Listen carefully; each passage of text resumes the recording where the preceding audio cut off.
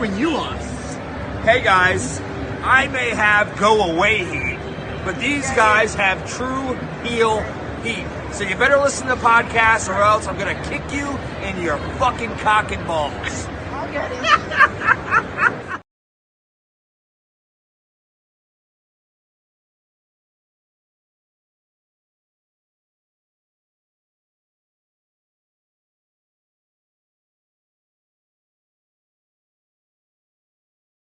Ladies and gents, I am Killer Cross. And I'm Scarlett Bordeaux. And you are watching True Heel Heat. TikTok, motherfucker.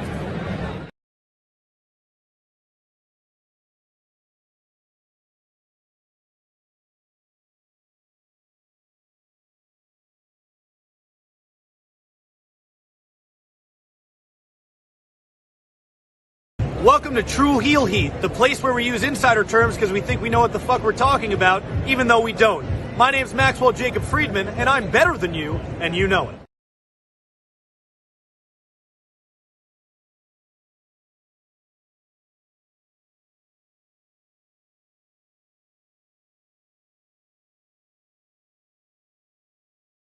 Yes, it is I, Holly Cameron! And I'm in your phone, but I'm also making an appearance. True Heel Heat. I've been told it's a fantastic podcast. Why haven't you had me on it then, huh? Where's my invitation? I think you guys need to feel the right. I'm at Comic-Con today, but I think we need to get some, some rap in the show. So let me know.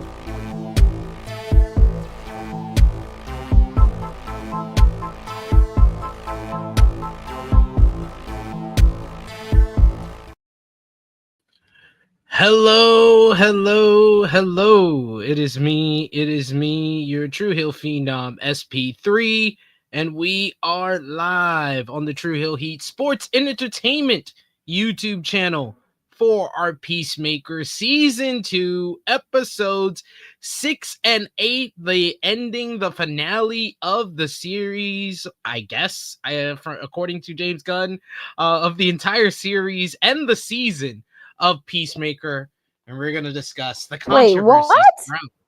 But yes, he said he has no intentions to make a season 3, so maybe the possible end of Peacemaker was this finale, and we're going to discuss the controversy surrounding it. Oh my gosh. To do that, I am joined by my esteemed colleague. She is the princess of all the true heels, Miss Krssi Love. How are you feeling?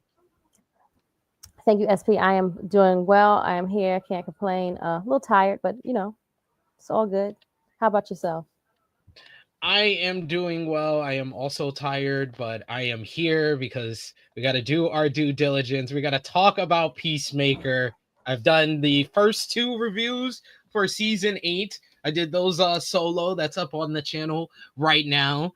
Last time that I discussed the show here on the channel, we talked about episode 5, which is the episode, I believe it's the episode where Chris decides to go to the other world. The other world, yeah. That's the episode where he goes to the other world. This is when I was on the high of this series of this season. I was on the high, and the high would continue with what we're going to talk about with episodes 6 and 7, and then there's always going to be a fall after the high, guys. So yeah, we're going to discuss that episode as well, and we have a character tier list to do as well. If you haven't already, drop the thumbs up on the video, share this video with all your Peacemaker family, friends, and everyone else in between on all your favorite social media platforms. If you're new to True Hill Heat Sports and Entertainment, hit that subscribe button, hit the bell to stay notified for all the great content here. You can sound off in the comment section and keep the conversation going. Give us your thoughts on the ending of Peacemaker Season 2. And of course, if you're with us live in the live chat, you could sound off there. We'll highlight as many of your comments as possible. So become a part of the conversation if you watch Peacemaker this season, or if you haven't, if you just want to talk about it, it's fine. Hey, Greg Carter II is here with us in the chat saying good evening, SP3 and Krssi. Good to see you, Greg Carter. Good evening. Yeah. What did you think about Peacemaker? But we'll ask you first, Krssi Love, to start us off. Your overall thoughts on season 2 of Peacemaker. I enjoyed Peacemaker until you just told me that last little bit of like information. Now I'm really sad and upset and disappointed all at the same time. Like but I thought this season was better, way better than the first one. I really enjoyed it. Like it was very, very good. Like, you know, there was little hiccups here and there, but you know, overall, like I like, you know. I would say I liked Peacemaker season 1 more. Really? I felt like that was a more complete story. Yes, that's I think true. that if my main criticism, and I had this even before watching the finale, like me and Jimmy, you'll see it up on, I believe he's going to put it up on his channel or his Patreon. We watched Peacemaker season 2 together. And my original thought after watching episode 7, I was like, that should have been the finale. That's literally what I say after watching that episode. I was like, that should have been the finale. I was like, that ended off the whole Earth X storyline, but still left it open-ended. You had the kind of the villain arc for Captain Triumph, Peacemaker's brother, at the end there. Then he gets captured, and you know, Rick Flag and the gang, they capture him. He goes to jail. I was like, yeah, it's a sad ending, but I feel like I want to watch more. Right. I watched the ending of episode 8, and I was like, I don't know if I want to watch this type of show. They left it so unfinished. That's probably because that's why, you know. No, they didn't leave it unfinished. It was like, I think the episode's like 45 minutes long. I think like 30 minutes of it is a music video.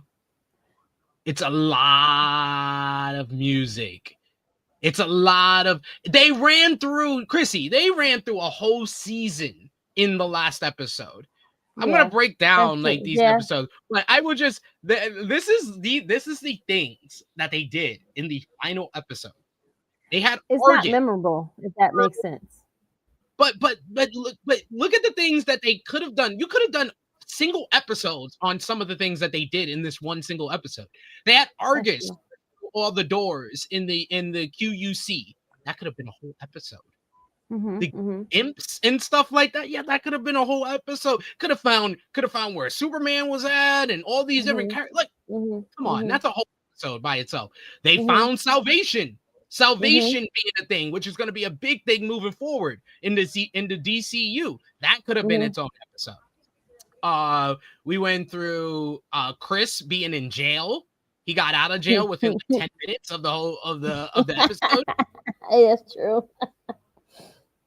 Fucking something they should have done the whole season. And starting her own security service. We kind of hinted at it the whole season, but we didn't see anything of her actually doing stuff. We saw the ad in the magazine, but she could have been working with, you know, someone who has experience with this type of field, like hardcore, like we saw in the final episode. You could have been doing that with them the whole season, where hardcore is out of work. You can help your friend, and you can help her, you know, with something that you're good at, where she's, you know, a professional spy and stuff like that. Been trained to do this since she was in her teens. You could have done that you could have sprinkled that throughout the whole season. And then when it actually happens in this episode, it actually means something. Rick Flag turning into a whole other different human being in that final episode. He went full on heel. It was like true. They hinted at it, but then he would always say, "Oh no, I have a, you know, I know what the actual plan is. I'm just trying to fool Peacemaker." And then he just turns into the $1 million man, Ted DiBiase, in the final fucking episode. You're right. I just gave you like 6 different storylines. That's like 6 different episodes. We found out what Chris and Hardcore did on the boat. Like, they threw out so much shit on this final episode. Don't get me wrong. There are some great parts about this final episode. I thought, finding out what happened with Chris and Hardcore, that was good. We needed that. And that was an emotional payoff that they kind of built to the whole season. The scene in the hotel room was tremendous acting from everybody involved. That was great stuff. But we also had the scene where freaking Economist tries to improv, and that was horrible. So, like, here we are. Yeah. All right. I had to actually rewatch it over to like see what, because I watched it so long ago. I was like, what happened? And then I kind of was like falling asleep, so I had to rewatch the episode. Like, it was late. I had a long day. I'm sorry. It's okay. But no, I had to rewatch it. Like, this is when it happened. I had to rewatch it over again to see what happened in the episode. Yeah, I watched all these episodes twice. Okay. Just because. No, because I was actually into the season. Like one episodes 1 through 7. Like, I don't have the issues, because I saw that doing my research on the feedback and the reaction to this season, I found that a lot of people did not like the final episode, and had a lot of the issues that I'm going to bring up or already brought up. And a lot of people did not like episode 1. And I like episode 1. A lot of people don't like episode 1 because of the orgy scene. Oh, come on. The people got to just get, like, they do know that they have it in like every show now. Like, it's bound to happen. Like, it's one character or two. It's like everywhere. Like, now it's just like blatantly thrown at us. So you just have to accept it, or just turn your eyes real quickly and then like go back to watching it. What are you gonna do? Yeah. It's like any show I've watched, there's something in it, some type of inkling of it. It's everywhere. Penis or titties. You're gonna see at least one. At least one, and some ass. Yep, some ass. That's Someone getting in the shower, right? That's when I'm hello. But go ahead. All right, I'm gonna break down episode 6, and then we'll talk about it a bit, and then we'll go on through the rest of the episodes, and then we'll finish off with our character tier list. So you got episode 6. It begins with Peacemaker and his family. They're celebrating their win over the kaiju at a restaurant in Earth X. He seems like he's on top of the world. Then a group of children asks to take a picture with his dad, the Blue Dragon. Hardcore takes it for them, but I love how they did the production little trick as they're like cutting to the intro. They basically have them like melting, so you know that it's not what it seems. It's like the foreshadowing that it's not this perfect world that Chris thinks it is. That was a cool element. My question for you about this season, first question, what do you think about the new theme song?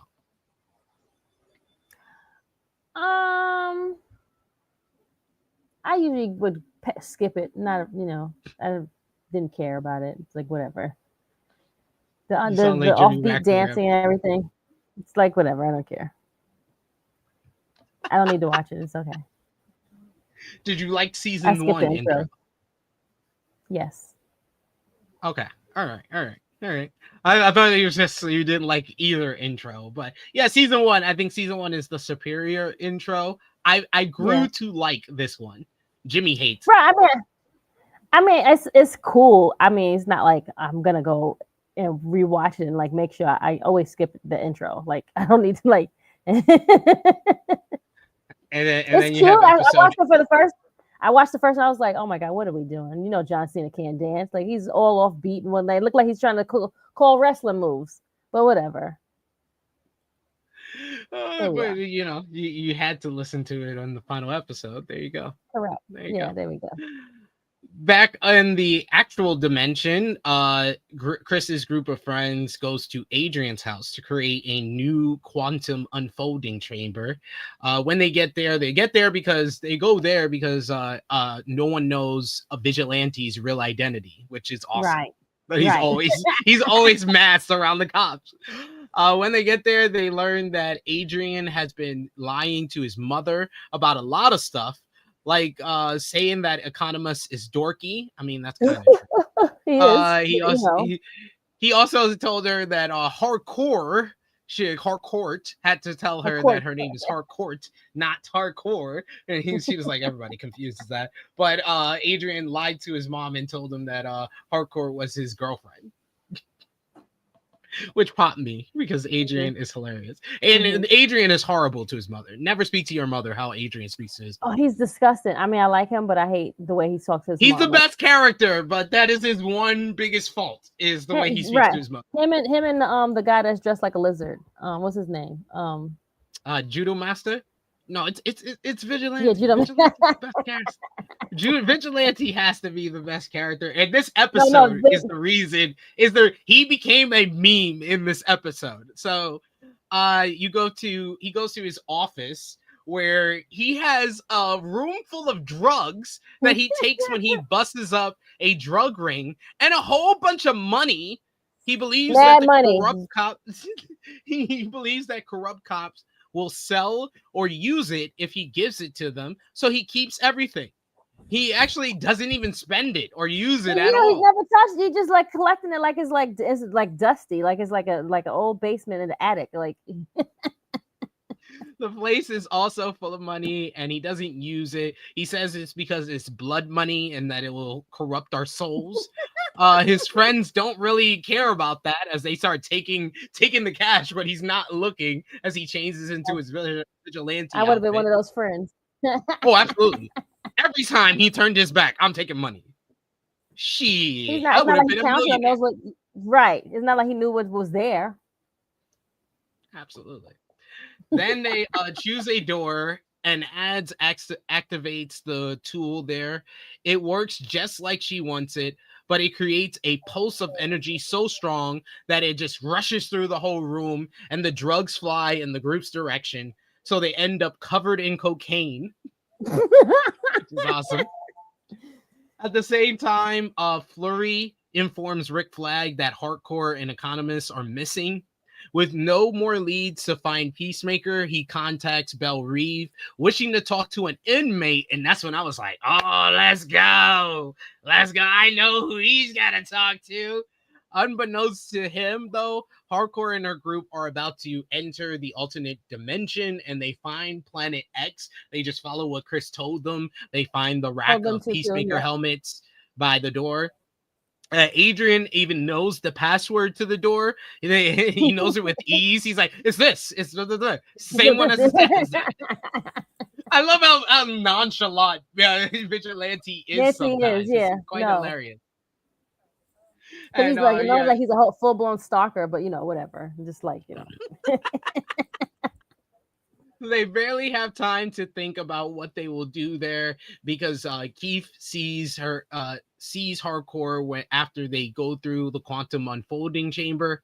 Luckily, Keith doesn't see anyone else. Still, he questions her reason for being there, as he thought that she and his brother were going to Argus. Harcourt makes up an excuse and goes with them to Argus. She grabs one of the snow globes in Chris's room and says that he wanted her to pick it up for him. And Keith is like, that's our mother's globe. It was like, yeah, we're really close. He was like, she's dead.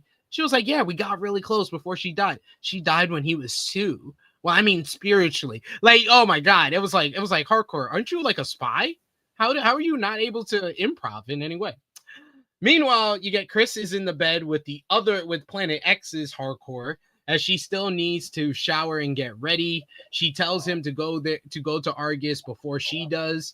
That might seem lucky for the original Harcourt, but she gets caught in a problem as soon as she arrives because of the cocaine packets that exploded into her and her friends. A dog immediately snips her, and she realizes she done fucked up. Because of that, some guards take her away for questioning. Just as she's about to follow them, Chris arrives at Argus as well. He doesn't do anything about it, but he instantly knows who she is. Meanwhile, Adrian is on his own mission, as when they were at the house and they're trying to like game plan, they didn't even come into this Planet X with any type of game plan. They immediately start splitting off, which is kind of like a narrative choice to show that the group will always separate without Chris. Chris is the one Right. that is the glue. He's He the brings glue them together. to keep all of them together, and they'll follow him and do whatever follow behind him. But yes, they will all go their separate ways because they're curious and want to see what things are doing. Yeah, and this should go wrong for one person in particular.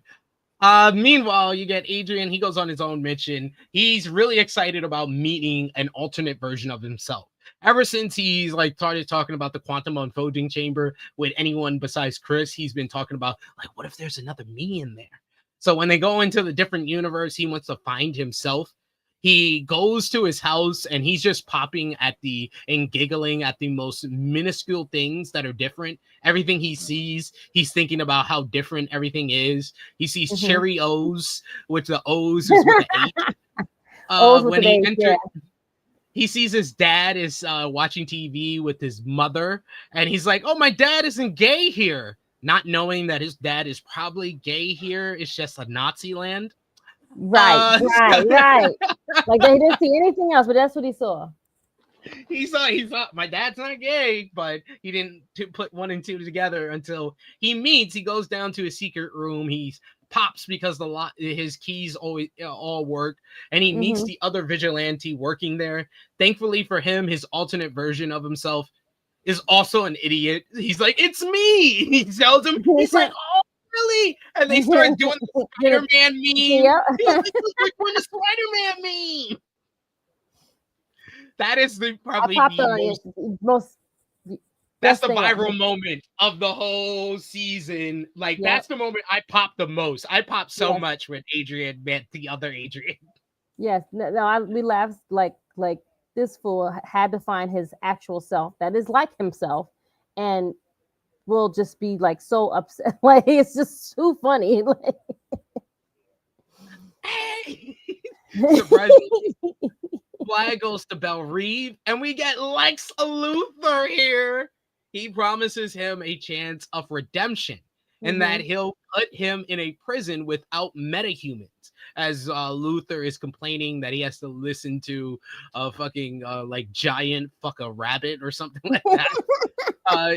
So if he cooperates, he'll move him to a different prison. In turn, Lex agrees and gives him a sensor that will help him find the quantum unfolding chamber. Back in Planet X, we get Chris gets a chance to talk to Hardcore in private, and this is one of the best acted scenes in the whole series. Not even just this season, in either season of this series. You get Chris and Hardcore. Just how it's shot great, where they do like different one shots, and you get like Hardcore moving across the camera. It's really great choices and stuff that they do throughout this whole scene. But it's like 6 minutes. It's so good. Hardcore tells Chris that her only choice before was to knock him out, or else Bardot would shoot him.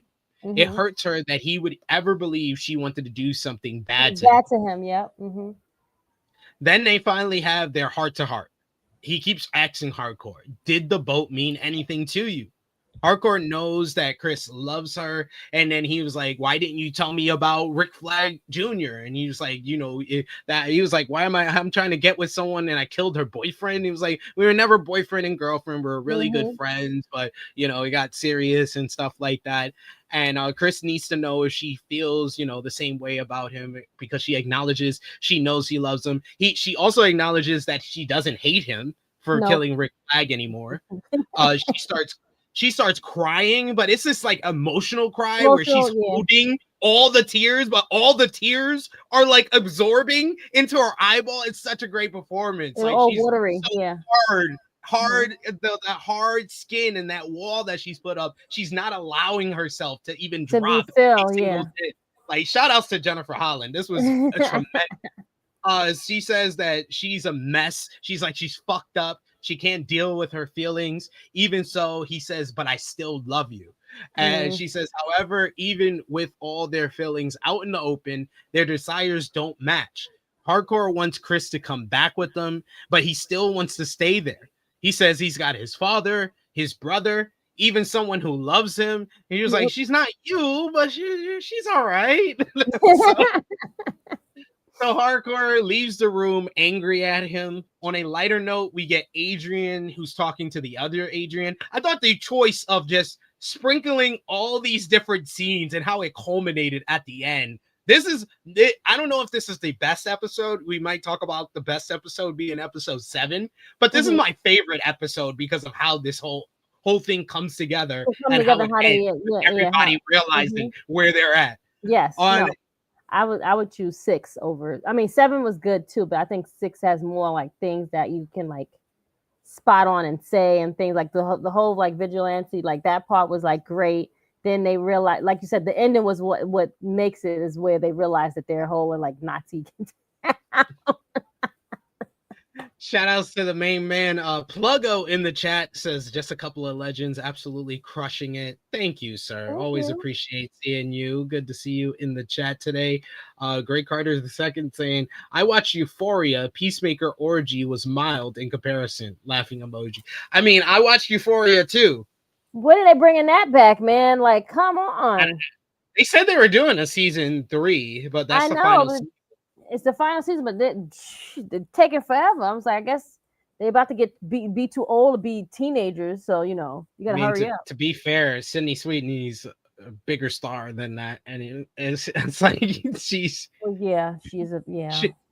she's huge now. You can say that she's on like the same level as Zendaya at this point. Yeah, you can. You absolutely can. Absolutely can. Those are the 2 biggest stars that's from that show right now. On a lighter note, you get Adrian and Adrian. They're talking and asking each other questions like it's a personality test. It's like, your favorite color is aqua green too. And they both their mom like so nasty. It's so funny though.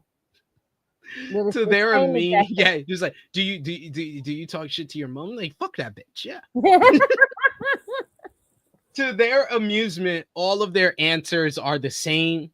That is until they say our Adrian tells the alternate Adrian, he was like, and your best friend is Peacemaker? He was like, no, I hate Peacemaker. He's like, what? He was like, yeah. He was like, I hate Peacemaker. He's actually my arch nemesis. He was like, he's against everything that Peacemaker stands for. Their rivals their rivalry encouraged him to join the Sons of Liberty. And Adrian's like, the Sons of what? Meanwhile, you get ads and Economos. They're cleaning up at the house because they find Eagly, who's basically making a mess in the kitchen. So they decide to clean up after him.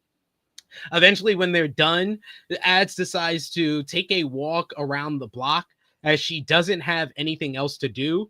Economist, though, wants to stay inside the house and get back to their own universe as soon as possible. Why doesn't anyone listen to Economist? Economist for all my shit that I will talk about him during this review, he is on point with a lot of shit in the season. Yep. He tries to tell them and tries to warn all of them. They never listen to him. So Ads goes out alone, and that's when things start to go haywire for everybody. Peacemaker walks around the Argus office. Hardcore asks him if he doesn't think it's strange that they haven't seen a single person of color since they entered Earth X. To his surprise, he finally looks at one of the U.S. flags on the desk, and he sees that instead of the stars, that it's a swastika. It's just like, oh shit. As Hardcore mocks him for believing that this is your perfect reality, the her from this reality arrives. This Hardcore, without batting an eye, calls the guards and said the woman accompanying Peacemaker isn't her. Inside Chris's house, you get Economist. He's in the kitchen, just chilling, and he has to deal with Augie. Augie is here. Although he tries to hide, Augie eventually sees him. He eventually takes him down, grabs a knife, and stabs it into Economist's hand, which makes Economist spill all the beans. He's like, we're here from an alternate universe. It's me and my friends. We're here to get your Chris, not your Chris, because he killed your Chris. He's here. We're here to get him back. I'm sorry, I'm talking way too much. Can't keep nothing. He couldn't even keep it secret that it's not their Chris. Like, that's the only thing he needed to keep secret. But that is not the worst of it. Adrian found out, Chris found out, Economist found out with a knife to the hand. But what's worse is when Ads finds out where they're at. She isn't having a great day as she's walking down the street and she sees a white woman and a blonde white woman in a car, and she's looking at her. She waves at her and she's looking at her strange. Then that same white woman stops at a neighbor's house and screams like, "Oh my God!" And then Keith is riding down the block and he stops out of his car. He looks at her with the disgust and he's like, he honks his horn and he's like, "One of them got out! The blacks!" Now her only option is to run as fast as possible, and that is how we end this episode. This episode was fantastic. I love this episode. This was a lot of fun. I knew it was Earth X already. I took the context clues and I figured out what it was. But to see our favorite characters realizing it in the way they did it, I thought this was a well done episode. Yes, absolutely. From beginning to end, it was like good. And you just like knew something was bad to happen once you went through those doors, especially when you seen his dad and his brother there. So we knew it was something that was like, oh God, this is too good to be true. And look what happened. They was in Nazi land. They were in Nazi land. Oh, poor Chris. He thought he found the perfect reality. The perfect reality. Power Driver Finisher saying, I loved how he had a big ass smile on his face, just discovering that this universe is similar to his universe. Talk about Adrian. Yeah. Adrian was great. Adrian was great until he found out. He's like, oh shit, really? He was like, you don't like Peacemaker? What's going on? So episode 6, thumbs up. Thumbs up, Krssi? Thumbs up. Out of 10, what did you give it? I give it an 8.5. 9. I give it a 9 out of 10. Yeah, 9. 9 out of 10 for me for episode 6. MVP of the episode, Adrian. Vigilante. LVP of the episode, probably Ads. Yeah. Episode 7, you get started off. It begins right where the previous episode left off. So they were hitting you hard and furious. This is why I say this is probably the only episode I would argue is better than episode 6. Okay. You get the Argus guards are pointing their guns at the original Amelia. She can't believe Chris didn't realize that this was a Nazi dimension with so many hints. She says, you see, they got the freaking mural of Hitler in the office, a big ass mural, all the flags. They have Hitler's freaking autobiography on their desk. And yes, he was never the smartest guy, but it's just like, dude, come on. Then they work together to knock out all of the guards there. They do an ill move where Hardcore kicks one guard and Peacemaker, using his John Cena skills, clotheslines him in the back. Yes, and he lands right on his head. Yep. Vicious stuff. You see how different the other Hardcore is when one of the guns goes off. The other Hardcore just goes scared. She's running off. The other Hardcore is like, Chris, get away from her. And he's like, I'm sorry before. Yeah, he's like, I'm sorry. He was like, we have to end this. He was like, why? She was like, because you're not going to like what I'm about to do. And that's when he starts fighting the guards. And then we go into the intro for the show with Chris and Amelia fighting off the guards as they make their way out of the Argus office. Chris tells, actually, when they get downstairs, Chris tells Amelia to hug him and they get out of the building with his jetpack. Their landing is awful as they just crash through the glass, but they manage to go to the peace cycle. You even get Chris, who acts as Hardcore. How much room do they have in the door so he can bring his peace cycle? At the same time, Vigilante talks to his other self, who explains everything to him.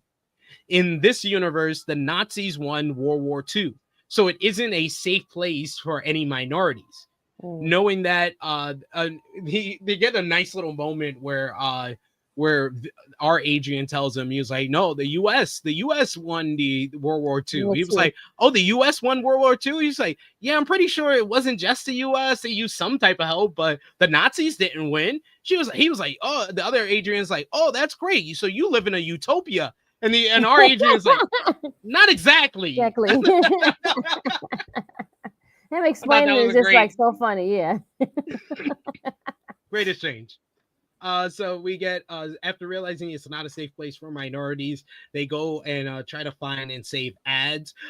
So he was like, "Oh, so we gotta help my friend." She was like, "She's female," and she was like, "She's female. She's not black. No, she's black. It's one of the first things I noticed about her." In turn, we see that Ads is still running away from the racist mob. Keith receives a call from Augie telling him to go home as he has economists tied up.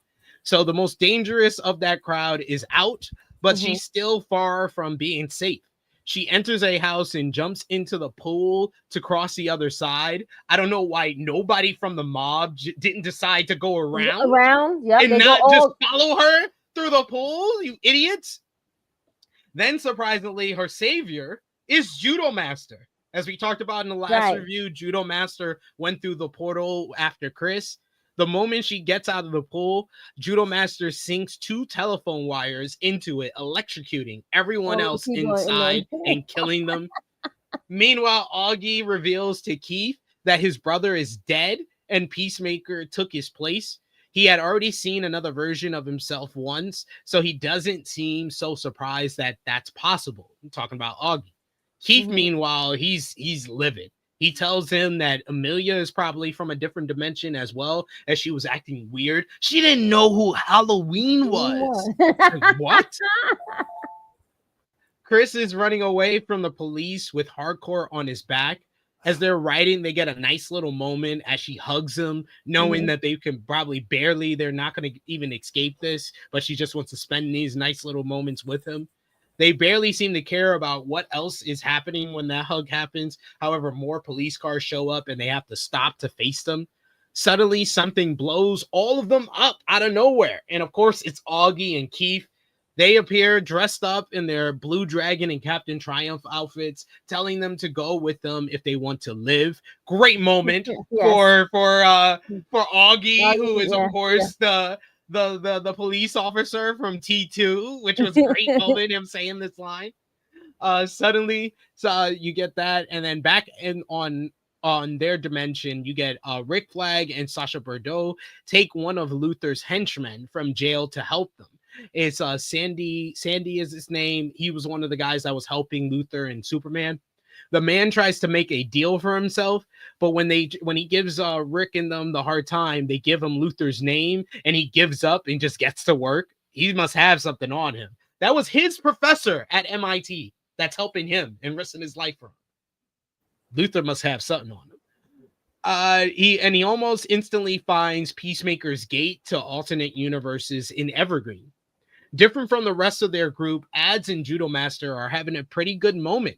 They find an abandoned house, and it's like a mansion pretty much, and they're talking to each other while playing Scrabble, which is this dimension's Scrabble. While they kind of become friends, they have like a nice moment where Ads is talking about her relationship, and Judo Master actually gives her the best advice out of all of her friends. Yes, like, why don't you put yourself in your wife's shoes? Like, maybe you're crushing her dreams. It's not the other way around.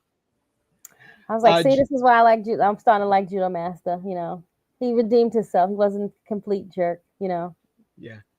Even his whole thing about hating Peacemaker, right? Ads talks to him about him. Like, yeah, he comes off this way, but he's taught me about like so much beautiful music. And he's like, but you know, I had to get through the corny parts. And she was like, that's kind of like Chris. You got to get through the corny parts, then you realize he's like the sweetest guy ever.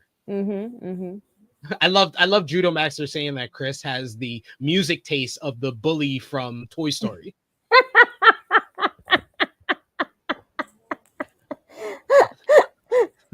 That was funny. It was like, wait, how do you even put the two together? Like it's that corny, so I get it. So yeah.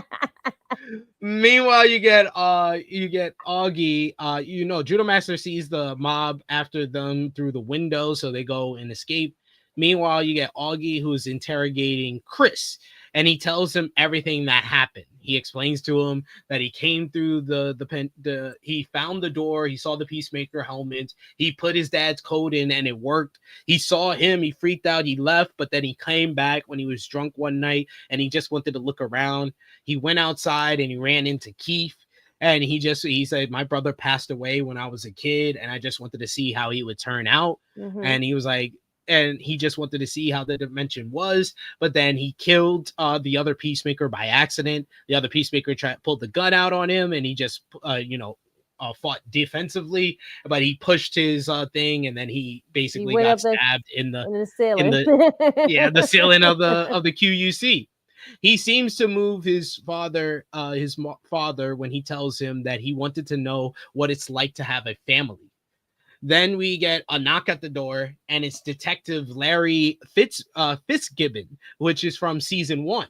Mm-hmm. He knocks on their door, and he's after Peacemaker. He tries to be nice at first, but then basically demands to enter, saying that he can get a warrant anyway. So Augie tells him to leave his property and go get one then. He was like, my son isn't here. And he was like, well, let me just look around then. He was like, no. He was like, no, you're not going to enter my property. And he was like, well, if your son is innocent, why you don't? I never said my son is innocent, but he's not here. Yeah. So why are you here? Judo Master and Ads are seeing the cops reuniting at the house and wonder how they're going to enter. Then help comes to them as the two vigilantes arrive to team up. Meanwhile, you get Augie asks Chris if they have a black friend. When Keith says that he was chasing after them, his father criticizes him, saying that that's not what he taught them. He also tells Chris to reunite with all of his friends and leave that dimension forever. Augie knows his son was difficult and more often than not was extreme with drugs and violence. Mm-hmm. Besides, he believes that Chris didn't want to do anything wrong and that it was an accident. So despite Keith refusing to accept that, he doesn't want to kill anyone. You get the cool little moment where the vigilantes are mad that Judo Master is here because they kicked his ass last time. But Ads has to watch that over and says this is getting really weird. From the looks of it, Augie is conscious about his universe's failings, but he also doesn't believe he can fight all of them, as he tells Hardcore, who calls him out and says, "Oh, that's really actually, understanding for a Nazi," and he gets really upset about that and says, he's like, "I fight the things that I can. I can't fight all the injustices. So God bless you, lady, if you could do it in your dimension." He says that's why he chooses to fight by killing monsters and criminals.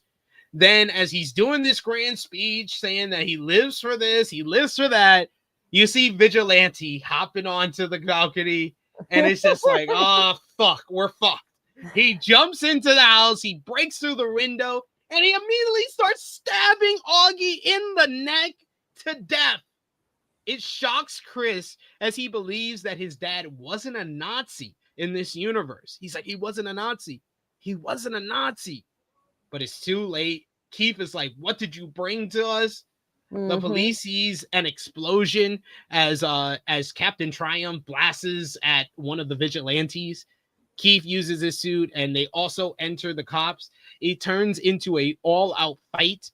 The two vigilantes kill as many cops as possible, very efficiently, by the way, opening their way to the portal. That's when Keith flies in Chris's direction, smashing everything in their way. But the whole group catches the man. They beat him in front of Chris, and Chris has like PTSD from his brother dying in front of him once. So seeing his brother battered and bloody, he just screams and tells them to stop. He shouts at them, telling them to stop. He hugs his brother as images of his own Keith dying, blood through his mind.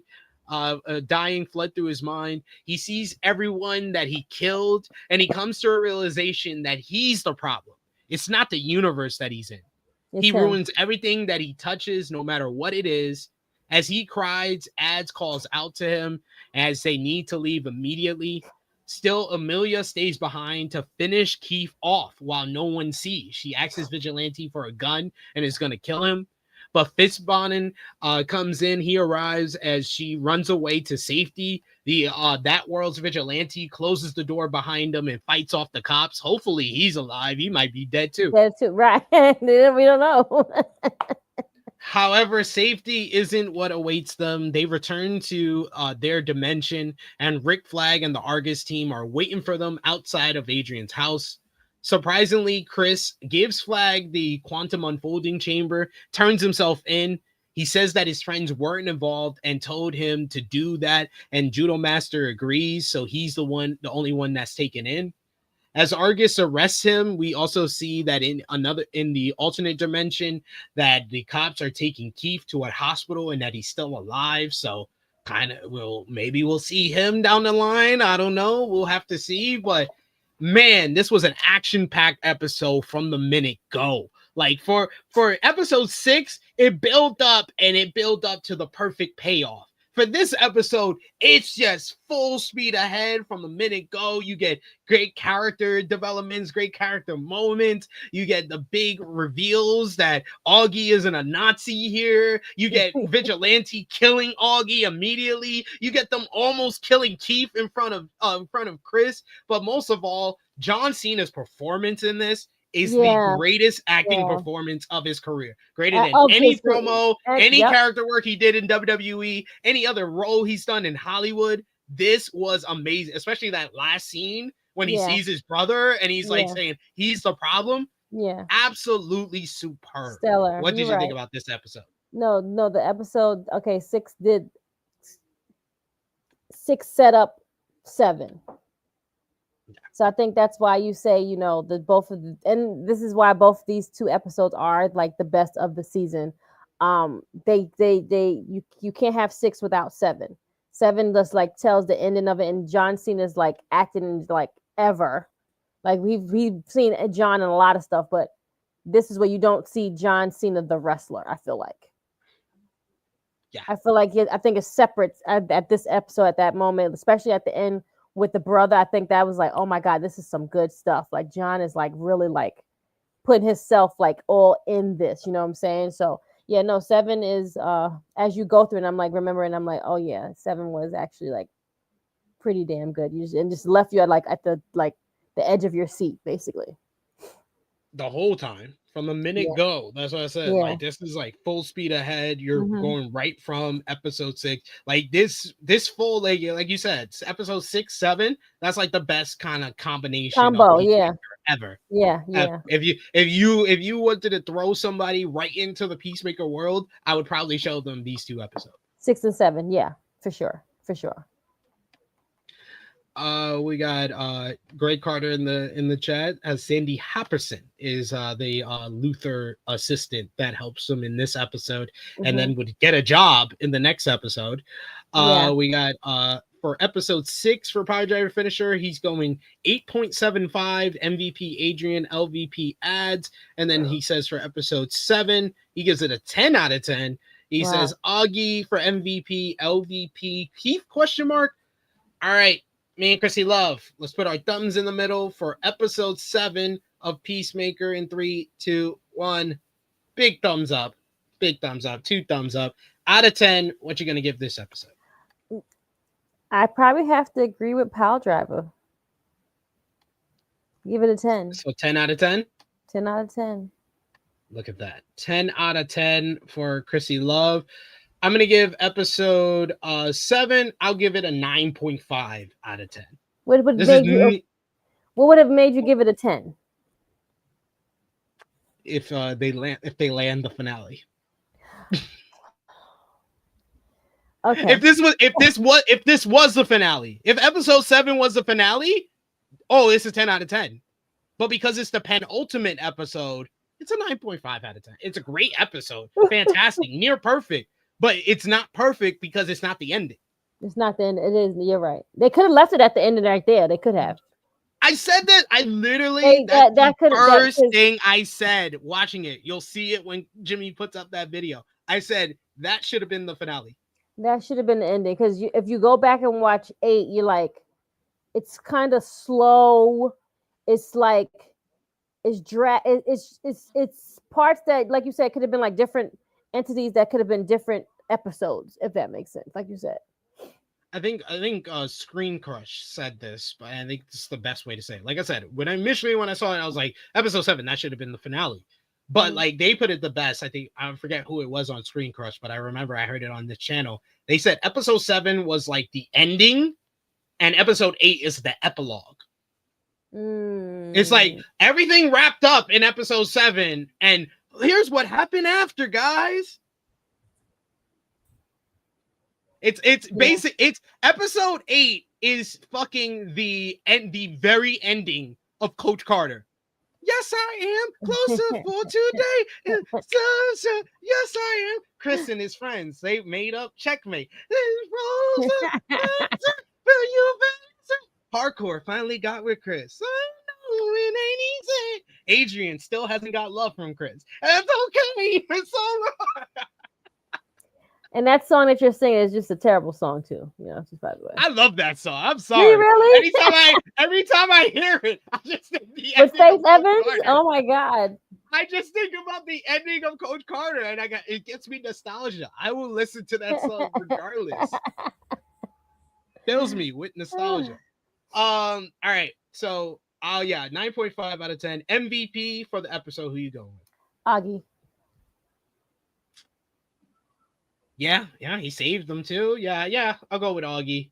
Go with Augie for episode 7, and then LVP for episode 7. Who's your LVP? I will go with Keith. Yeah, same. Keith. Let's go with Keith. So that's episode 7, and here we go. The finale. Did the finale ruin this whole entire season? Let's figure this out. Kind of. But go ahead. Episode 8 starts 1 month earlier. We finally see the night that Chris and Hardcore went on the boat. They meet at a restaurant while Hardcore complains about losing her job. Chris starts singing a song out loud for everyone to hear, distracting her from her problems. And if that doesn't work, he has another strategy. Chris orders more shots than anyone can count for both of them. At the end of the night, both of them are already hammered. They leave the restaurant. A guy inappropriately hits on Hardcore, which makes her furious, and she's about to whoop his ass. But Chris diffuses the situation before Amelia sends the man to the hospital. With that, they continue with their date, ?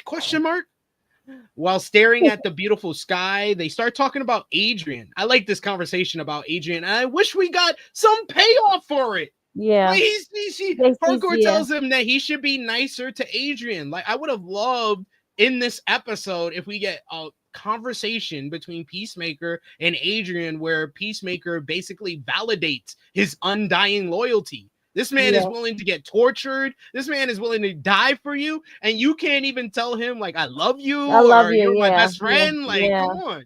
I share the same feelings as you. Like I'm here. Like, yeah. Yeah, I was like, why even add this scene if you're not going to pay it off by the end of the episode?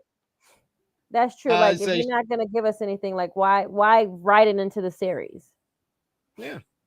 Then Chris sees a rock concert on a boat, and he says they must go. So back to the present after we go through the whole intro and everything. The Greg Carter bringing up what the guy that Hardcore was beat up outside the restaurant said. My mom taught me to love my freckles. My mother told me to love my freckles. Back to the present. Chris is in jail and refuses to receive any visitors, even from the 11th Street kids. Meanwhile, Hardcore is working on exploring the quantum unfolding chamber for Rick Flag. She and other Argus agents are divided into teams, each wearing hazmat suits linked together. While Flurry tells an embarrassing story about Pony Boy, aka Pony Boy, another agent, where he talks about how he got so drunk and had a stripper rub her titties in his face, and then he threw up on her titties. They find an unlocked door. It leads to a dimension that seems to be made of candy, but has a similar gravity to Earth.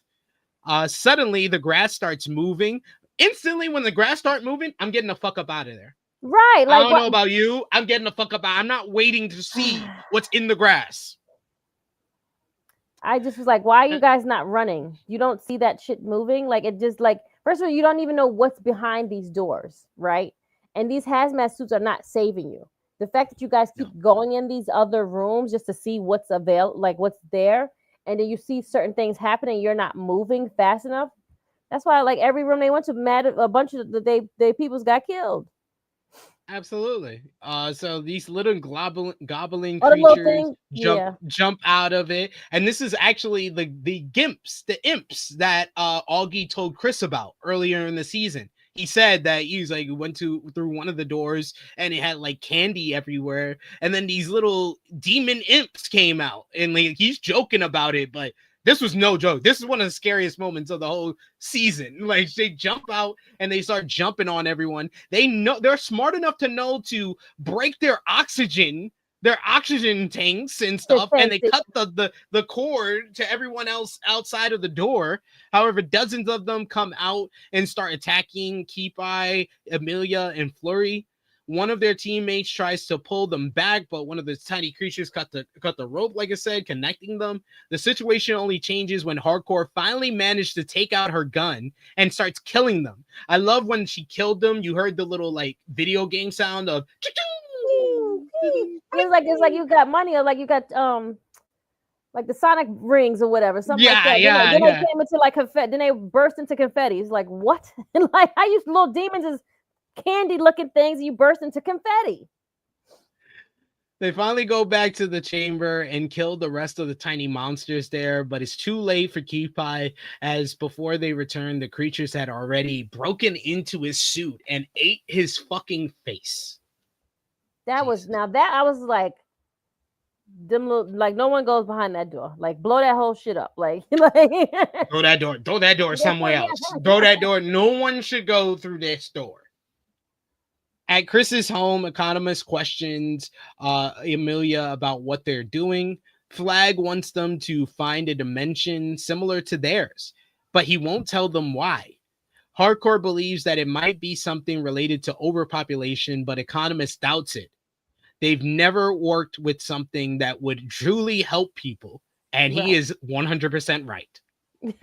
At the same time, Leota goes to Adrian's house to convince him to use his money to get a lawyer for Chris. He's an asshole to his mother again. His mother is calling Ads Leota, and he gets pissed off at her for doing it. And he's calling her Lee, and he gets pissed off. And she was like, "It's okay. My wife calls me." Well, he's like, "If you want to lick her cunnilingus, if you want to perform cunnilingus, then sure, you can call her Lee. But we call her Ad." So she tries to convince him like that. Oh my god.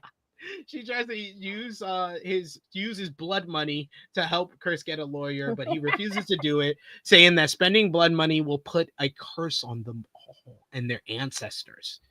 But Lee says that a good friend would use it. She knows this was the key that I will say a positive to this episode. I love how they made Ads feel like the person that could talk to anyone. She knew how to talk to everyone in different ways. Like with Adrian here, she knew to gaslight him. Say that, I mean, I'm such a good friend. I'm willing to take on a blood curse to help Chris get out of jail and to help him get a lawyer.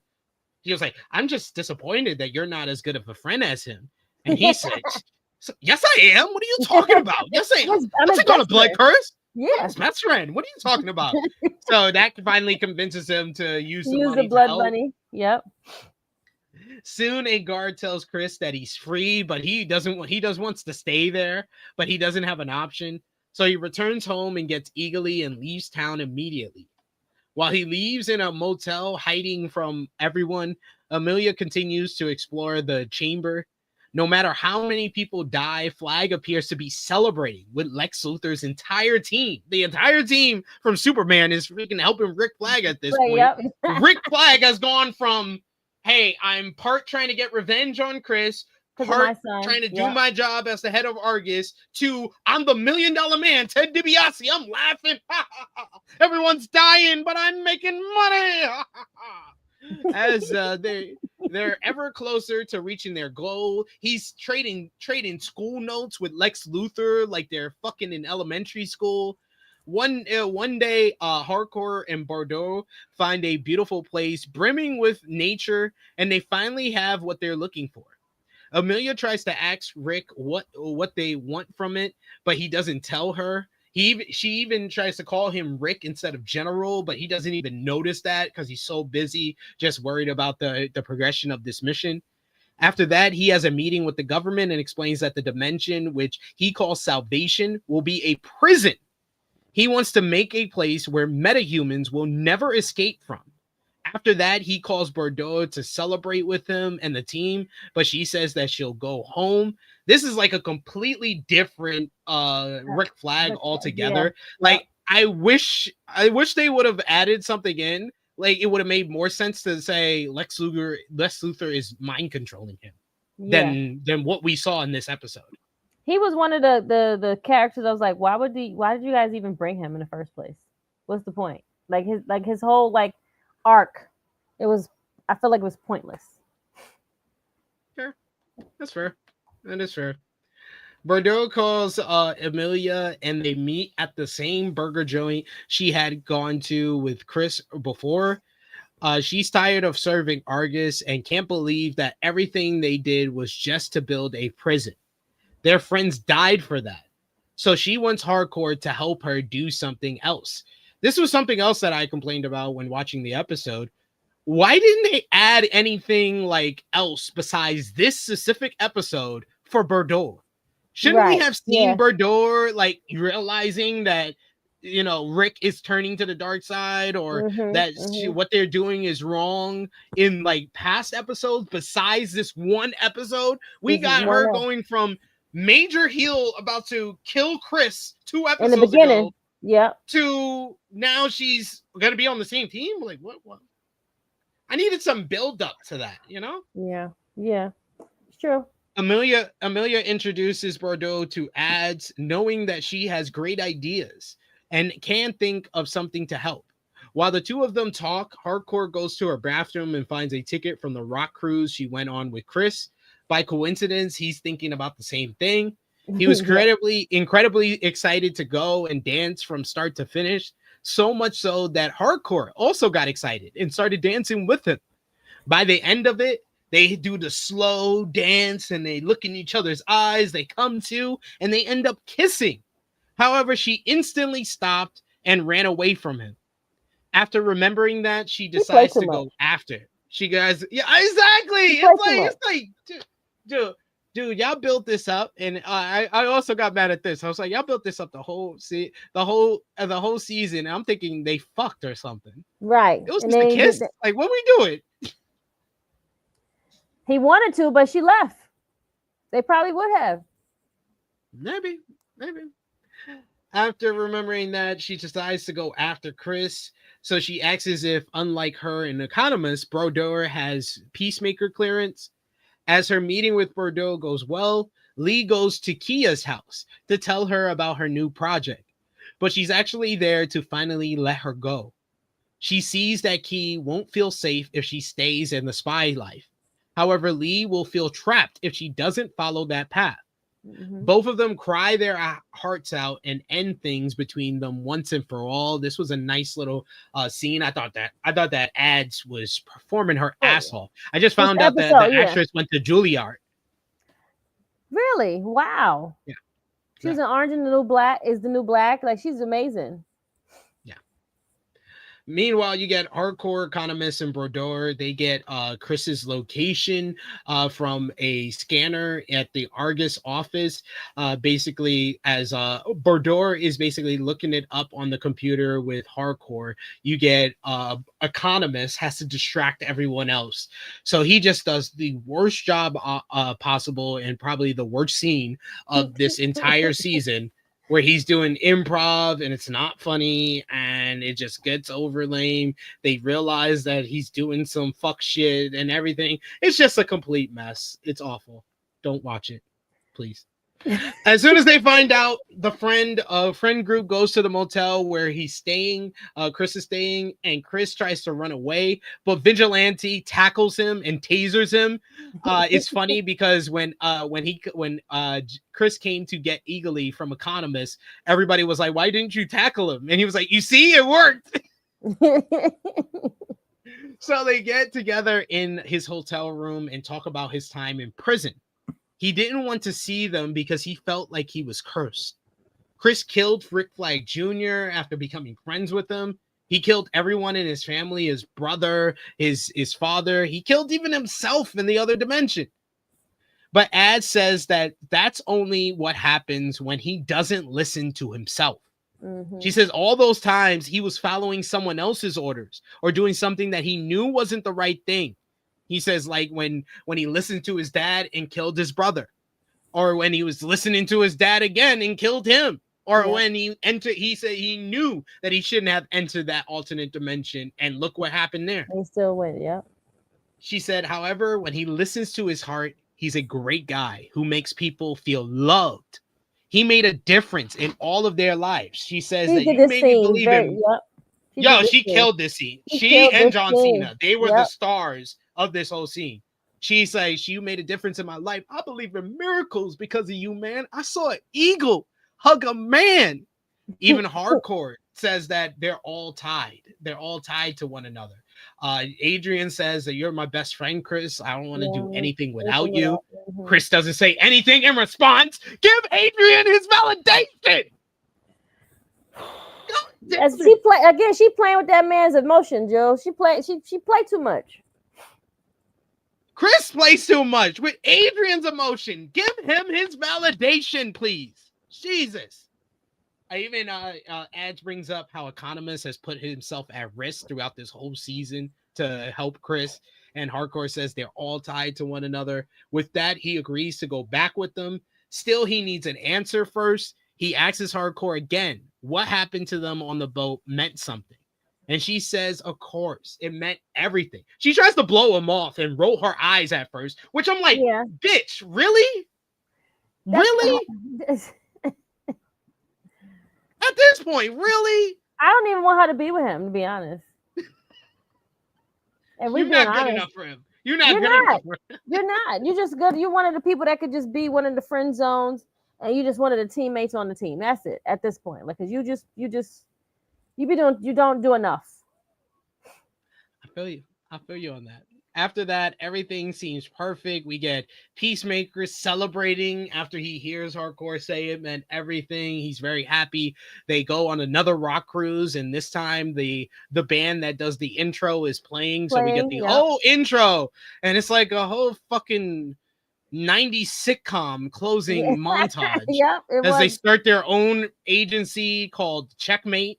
Literally did not build that up at all. Yes, it's a part of the comics, but they didn't even mention it. They didn't have anyone playing chess. No one said it. Where did it come from? Doesn't make sense. Sasha Bordeaux, Flurry, and Judo Master are with the 11th Street Kids. They're all working together, having fun. Chris and Hardcore go on the rock concert, like I said. Unfortunately, things don't stay like that for long. After a montage, one night, hooded people beat and capture Chris. Then they take him to Flag's facility. He wants to test how the human body will react being in salvation for a long time. So he uses Peacemaker. It will be his last retribution for what happened to his son, apparently. He closes the gate, and Chris finds himself alone, lost on a planet he doesn't know, as he hears strange roars, and the screen fades to black.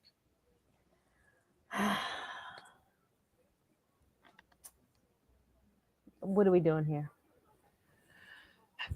You guys had the alley-oop, and then it went out of the basket. It fell over. Like they missed it. You had it. You was kicking it out the park, and then you get to this episode, which is you just leave him there. Yeah.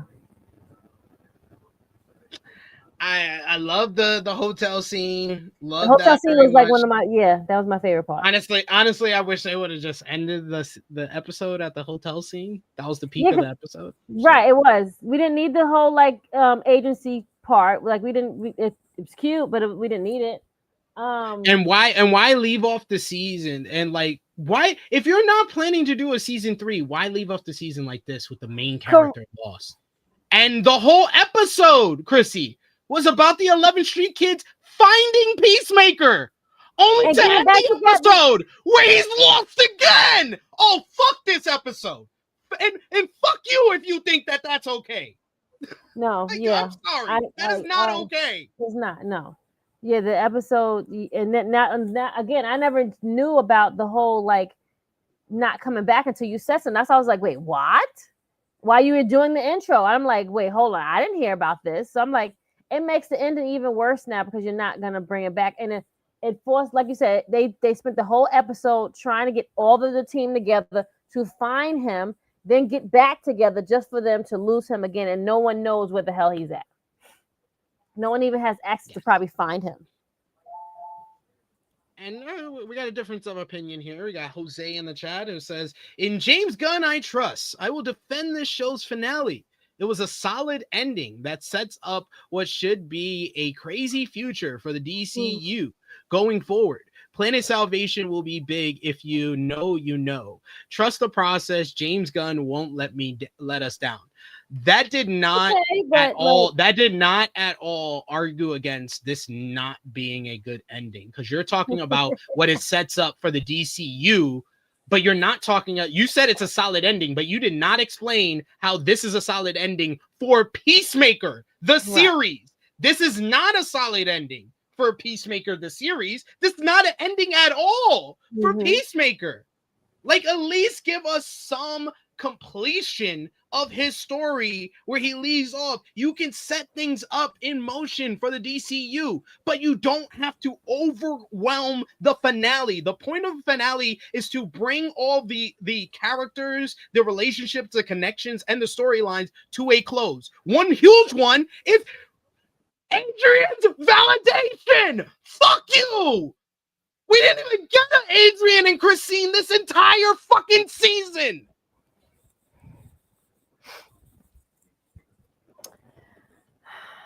It just shows that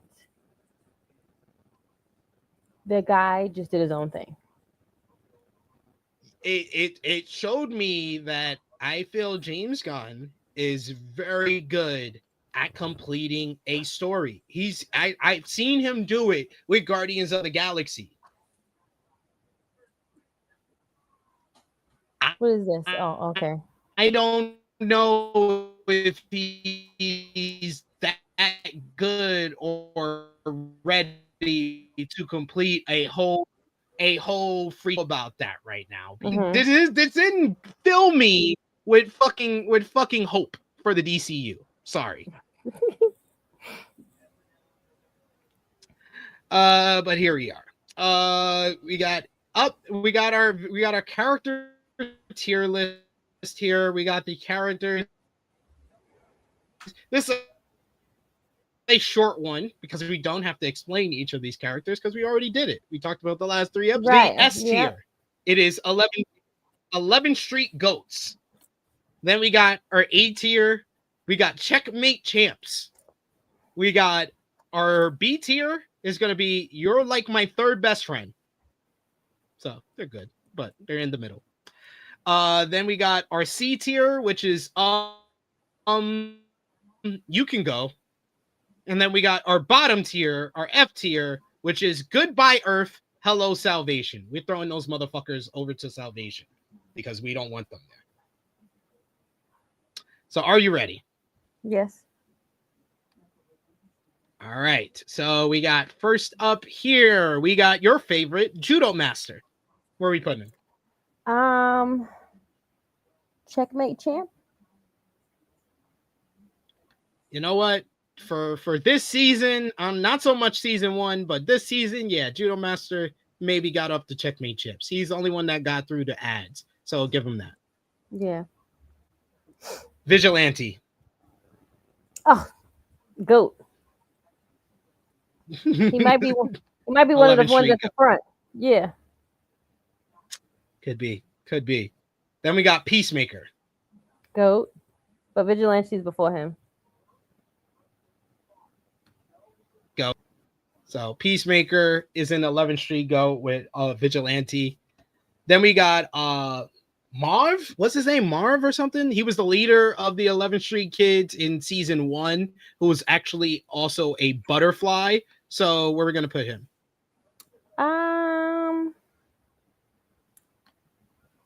I guess because he's one of the founding, I guess he can go with the goats. But he has to be at the end. No, Checkmate? I would say like one of these middle ones. Okay. No, I would say one of these middle ones.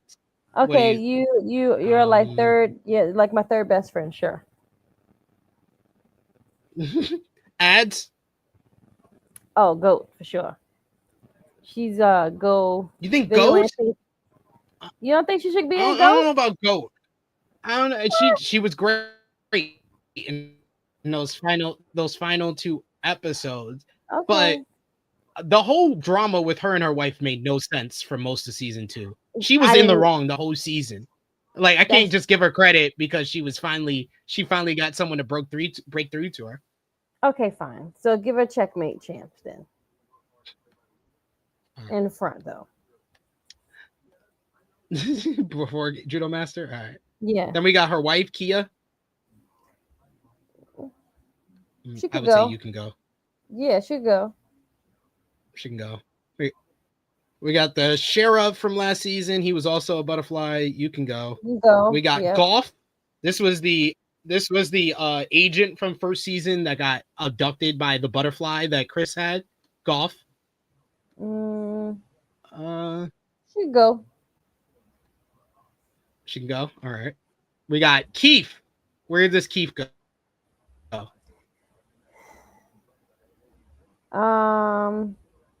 You like my third best friend? That's fair. Augie. We got which one? I'm gonna say this one is Augie, and then this is Augie 2. So the first Augie, goodbye Earth, hello salvation. Fuck that. Racist. Yeah, yep. Mm-hmm. Earth X Augie, he might be higher up, but he's at least you're like my third best friend. He might be ahead of Keith. Yes, that's fair. I'll do that. Then we got Economist. Where are you putting Economist? I like Economist. I think he should go and because he tried to do his best. All right, you can put like my third best friend, I guess. I would say he's the top of my third. You're like he's at the front. Friend. Yes. Because you won't put him in goats, I'm sure, since you didn't put what's the name in goats. Oh, you can put him in Checkmate. Come on, man. Okay, we can put him in Checkmate. He was right. He was right a lot. He was right a lot this season. Yeah, he tried to tell him, and then put him in there. Rick Flag Senior. Where are you putting him? Goodbye, Earth. Hello, salvation. I'm right there with you. Right there with you, sister. All right. The real GOAT. Eagerly. What's up? At the top of the board. I didn't even mention the great moment from the finale. The other greatest moment besides the hotel scene was the moment that almost made me cry was Eagerly putting his wing on Economist's shoulder. After Economist was basically like his best friend this season. Yep. That was sweet. Trying to feed him and find him and save him and everything. Yep. Flurry, who was probably the funniest outside of Adrian this season. He was. I like Flurry. Even though he's on the wrong side of the team. Checkmate. I say Checkmate champ. Yep. Yeah. Then we got Harcourt. She gonna go there with Checkmate. Because she was another one. Luckily she's not my third best friend, but Then we got the detective from season 1 who also got abducted by one of the butterflies. We'll just put him next to his partner. Then we got what is this? Fluoride? It was the Eagle Hunter. The Eagle Hunter. Michael Rourke as the Eagle Hunter. He could go. I was entertained by him. I won't. Yeah, I would okay. say I would say you're like my third best friend, but I'll say top of you can go. You can go. Of Yeah. you, or bottom of you can go, because I would say he's closer to the next tier than this one. Sasha Bordeaux. She like third best friend, even though like she just redeemed herself, so she was almost at you can go, but you know she can go at the end of third best friend. And I don't. Oh, this was Golf, the actual butterfly from season 1. Oh. Well, they eventually turned into a jerk, so they can go. Yeah. Okay, they can go. Yeah. That's all right. Fair. So this is our Peacemaker tier list. 11th Street Goats. We got Vigilante, Peacemaker, Eagly. Checkmate Champs. We got Ads, Judo Master, Economist, Flurry, and Hardcore. You're like my third best friend. We got Moth. We got the Blue Dragon, the Earth 2, Earth X, Augie. We got Earth S Keith. We got Sasha Bordeaux. We got You Can Go. We got Kia. We got the Cherub from last season. We got the 2 detectives from last season, the Eagle Hunter and Golf. And then Goodbye Earth, Hello Salvation. We got Rick Flag Sr. as well as Augie 1. Mm-hmm. Let's see what the chat had to say. Good list. Here didn't have. We got a bunch of people who agrees with us here. We got Hard Drive Finisher who said Economist, Checkmate. We got him saying Eagly and is in Goat. He says Hardcore in Power Driver. He said Hardcore in Checkmate. He wanted Flurry and Salvation. Flurry was hilarious. Bird Blindness. Come on, man. Bird blindness? What are we talking about? Bird blindness. Come on, man. All right. We've made it to the end of our Peacemaker Season 2 reviews. Miss Krssi Love, any final thoughts on this season of Peacemaker? We didn't do the ratings for episode 8 because I wanted to save that to the end here. But any final thoughts? Okay. And then we'll sign off with our ratings. Sad that it's not coming back. They really screwed us, but you know, whatever. Sad but true. All right, so for episode 8 of Peacemaker season 2, in 3, 2, 1. Thumbs in the middle for Miss Krssi Love. Oh, thumbs down for Miss Krssi Love. Thumbs down for me. Out of 10, what did you give this episode? 4. Yeah, you were actually tougher on it than me. I gave it a 5 out of 10. I give it a 5 out of 10. It's a 5 out of 10. Doesn't make a whole bunch of sense. Didn't bring anything to a real close. It was more worried about setting up a movie universe than actually finishing off the story that you were telling here. So maybe that's what it's going to be, a movie. That's probably what it's going to be. I don't think they're doing a Peacemaker movie. Okay. Nah, they're not.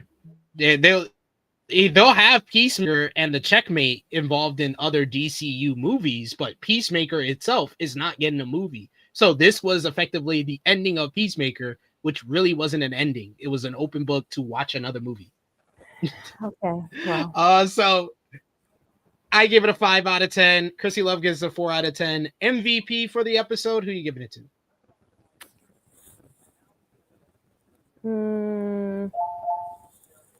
Give it to Lee. Yeah, Ads is the MVP. She acted her ass off and was really the person that brought the team back together. Yeah. LVP. I feel like she's the glue. LVP for the episode. I'm gonna treat this like how we do wrestling. I'm gonna give it to James Gunn. Yep, the person that did this. Yep, him. It's his fault. It's his fault. It's his fault. He got way too James Gunny in this last episode. Way too James Gunny. It was 45 minutes of 30 minutes was a music fucking video. I'm good on that. It really was. It really. And that. And then moment of the episode, the hotel scene. The hotel scene, for sure. And then for the entirety of season 2, what is your score out of 10? episode 8 brings it down a significant amount. I'm gonna give it probably a 7.5, 7.5. I was nearing like 8 out of 10. No, I was at 8 out of 10 midway through the season. By the time episode 7 was done, I was at like, I might be giving this a 9 out of 10. You give me a 5 out of 10 finale, that dropped the score way down. Your average got really low. I'm giving this a 7 out of 10. 7 out of 10 for season 2. Sad. Because I think I went 8.5 or 9 out of 10 for season 1. That was a complete story that was worried about completing their story and not setting up everything else. So true, yeah. Hopefully we do better. The next James Gunn project. Hey, last time I reviewed a James Gunn project, I was very happy with it with Superman. This one, I was very happy with it until the ending. So, yeah, he did. He's in charge of most of these things in the DCU. Excuse me. But we've made it to the end of our review here. Thank you so much, Miss Krssi Love, for joining me and doing this with me. I appreciate you for that.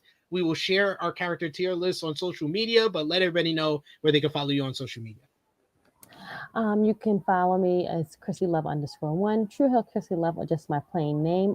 Follow me, see me on our other channel where we review wrestling every Saturday morning at 10 a.m. or 10:05 a.m. Excuse me. And other than that, John, SP, and myself, we'll be back here for another show to watch and review for you. Yes, indeed, because we still haven't done The Shy, which is like 3 months ago. But it's coming back for a new season, so we might wait till the new season. Yeah, we should. Doing that. But yes, we got plenty of content. Check out the other Peacemaker reviews that we have up here on the channel, where I did a review of episodes 1 through 3, as well as 4 through 5. Check us out. Those are on the channel right now. Check out the latest True Picks. If you want some late last minute predictions for tonight's Monday Night Football, check out Chase and Stat King talking about it every week here on the channel. Go over and subscribe, because we'll be back to talk more about the DCU as well as some new shows. We're coming back with Power. We'll be back with Power next week. Starts the new Power Book Force, so we might have to get on our Monday groove of doing Upper Monday of reviewing that show. So we'll keep you on the notice in regards to that, if we're gonna any schedule change or what time we'll be doing that. Hit the subscribe button, hit the bell to stay notified. For Miss Krssi Love, it is me, your True Hill Phenom, SP3. This has been our Peacemaker Season 2, Episodes 6 through 8 review. We are signing off until next time. Later.